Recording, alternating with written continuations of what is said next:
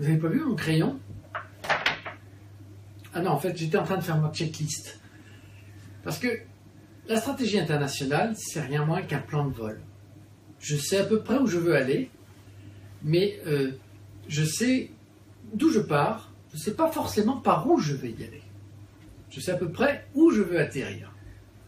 L'enjeu, et qui me différenciera d'un avion, c'est qu'au-delà de consommer de l'énergie, etc., je veux créer de la valeur dans ce trajet. Je veux capter de la valeur de mon action à l'international.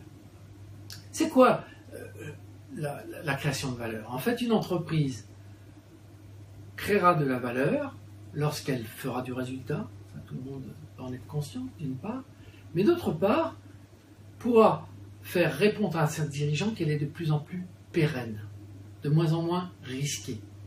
Et créer de la valeur à l'international, c'est être de plus en plus pérenne à l'international et de moins en moins risqué.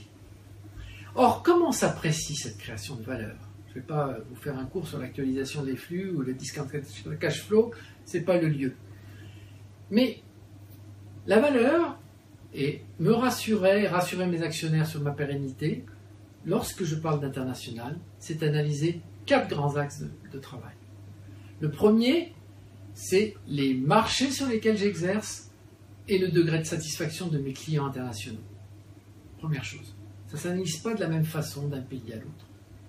Deuxième chose, qui feront ma pérennité, c'est ai-je les ressources stratégiques, interculturelles, multiculturelles qui me permettent de performer à l'international? Suis-je sur mon plan de marche de mon plan de vol à l'international?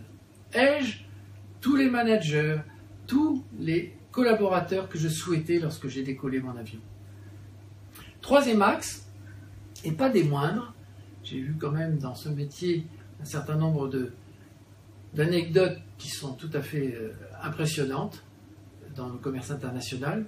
Je vous passerai par exemple les détails sur des containers qui ne sont jamais arrivés à destination ou des détournements de voitures en Sibérie. Disons que le troisième axe très important, c'est les processus. Comment je mets sous contrôle mon processus de production, de livraison, de rendement du service, etc., sous contrôle qualité du même niveau que celui que j'ai en France. Très important. Client, ressources humaines stratégiques, processus. Et dernier indicateur, le suivez-vous déjà, ce sont les finances, mais pas les finances court-termistes.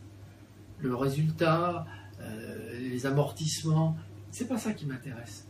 C'est de répondre à la question: ai-je le bon rendement du capital que j'engage sur mes destinations internationales? Si vous mettez de l'argent dans une stratégie internationale, c'est pas pour le perdre, c'est pour le faire fructifier.